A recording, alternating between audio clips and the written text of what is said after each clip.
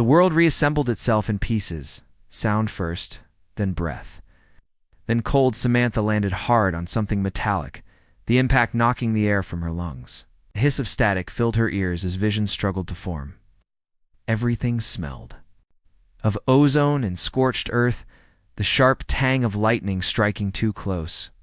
She rolled onto her side, coughing, blinking against the violent white blur that pulsed behind her eyelids. When her sight finally cleared, she realized she was lying on a flat, circular surface of alloyed stone, a platform half buried in cracked soil.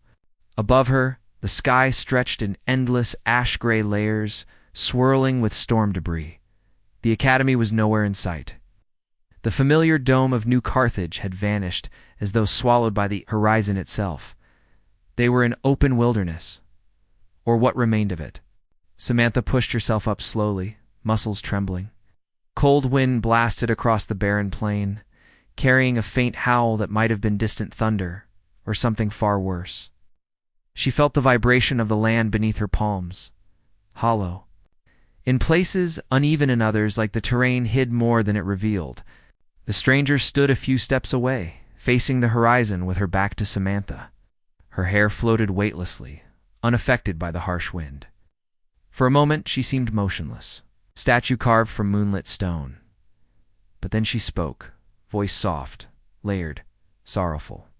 "We don't have long before they track us. You need to move."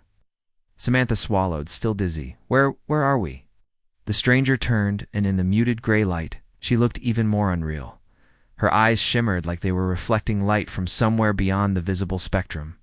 Her skin, faintly luminescent under patches of dust, made her seem like an ethereal being dropped into a dying world. She knelt beside Samantha, not touching her yet, but close enough for Samantha to feel a warmth radiating from her body. This place was once part of the Midwestern Reclamation Zone, the stranger said quietly. "Long before the collapse deepened, before the Exodus, for everything fracturing inside your timelines." "My timeline," Samantha echoed, heart pounding. The stranger hesitated, and that hesitation carried centuries of weight. "I will explain when we are somewhere safe." She offered her hand, gently, almost humanly. But Samantha flinched back, scrambling away on instinct. The stranger's expression softened with something like pain. "It's not physical, emotional, old, heavy. You fear me," she said, not accusingly. "I expected that. You attacked my school." Samantha's voice shook. "You appeared out of nowhere, the alarms, the drones. People could have died." The stranger lowered her gaze. "I didn't harm anyone. I bypassed their systems, nothing more. But if I had waited any longer, they would have taken you." Samantha's breath stilled. "Who?" she whispered. The stranger's eyes lifted, shimmering with grief that didn't belong to someone her age, grief carried across lifetimes. "Humans." The word hit the cold air strangely, almost warped. Samantha stared at her, heart hammering. "You're lying." I wish I were." Lightning flickered across the clouds, illuminating the distant skeletons of broken turbines and collapsed environmental towers. The landscape stretched in every direction, endless, gray, dead. Samantha realized she had never seen the world beyond the dome without filtration. The rawness of it struck her like a physical blow. "Move," the stranger said again, gently this time. "Your academy's sensors already know you're missing. They'll use that to hunt both of us." Samantha forced herself to breathe. The cold seeped through her jacket, numbing her fingers. Her mind spun with fear, disbelief, anger, and yet something else too. A strange gravitational pull toward the stranger. Something her instincts recognized even while her consciousness screamed not to trust her. "Why me?" Samantha asked. The stranger looked away toward the horizon. "Because you are the last remnant of a project that should never have existed." Samantha's stomach dropped. "What project?" "The Genesis sequence." The words tasted ancient, forbidden. Samantha felt the world tilt under her feet. "I've never heard of that." "You weren't meant to." The stranger's voice wavered slightly, almost cracked. "You were hidden inside the Academy's census, nested in a false identity file. Even your parents never knew." "My parents?" Samantha felt something inside her chest fracture quietly, deeply. The stranger closed her eyes. We need shelter first. Follow me. The storms here are unpredictable, and the ground isn't stable anymore. She began walking toward the distant ridge. Steps silent against the crumbling earth, Samantha followed only because staying alone in this dead world felt worse. The plains of ruin, the landscape, was a graveyard of human ambition. Fallen environmental towers lay half-buried beneath dunes of ash. Twisted solar farms stretched like skeletal rib cages toward a dying sky. Wind turbines stood frozen, their blades warped as if melted and refrozen in mid-motion. Samantha's boots crunched over fractured glass panels and rusted lattice structures.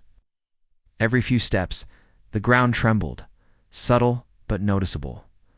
What happened here? She asked. The stranger didn't answer. Not yet. The wind cut through Samantha's jacket again, stealing warmth from her bones. She forced her steps to match the stranger's quicker, determined pace.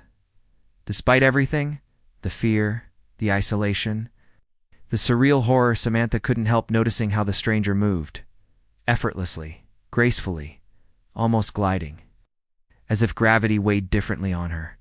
Are you human? Samantha finally asked. The stranger paused. Her hair drifted around her face in the windless stillness. Her eyes softened. Half, she said quietly, half human, half something humanity wasn't ready to meet. And I'm connected to you somehow? You're connected to everything that went wrong, the stranger answered, voice almost breaking. But you're also the only chance left to fix it. A cold dread curled in Samantha's chest. What do you know about me? The stranger exhaled. More than you do. The descent, they reached a ravine where the ground split open like a wound. The stranger leaped across a narrow gap with an elegance that was impossibly fluid. Samantha hesitated, looked down, saw nothing but darkness swallowing shards of metal and stone. Jump, the stranger said, hand extended. No, if you fall, I'll catch you. You can't promise that. I already have. The wind screamed through the ravine. Samantha's pulse thudded loud in her ears, against every instinct. She ran and jumped. Her foot slipped on the edge. The abyss yawned open below. Her stomach lurched, and a warm, impossibly strong hand seized her wrist. The stranger pulled Samantha effortlessly onto solid ground, their faces inches apart. Samantha froze, breath trembling, eyes locked on the stranger's. The closeness stunned her. Up close, the alien beauty of the girl was overwhelming, flawless. Symmetry, delicate bioluminescent lines beneath her skin. Swirling fractal patterns in her irises that seemed to shift like galaxies collapsing and forming at once. Are you hurt? The stranger whispered. Samantha shook her head. Mel. The stranger's grip softened, reluctantly letting go. Samantha, she said quietly, we're nearly there. Nearly where? The place where your story actually began.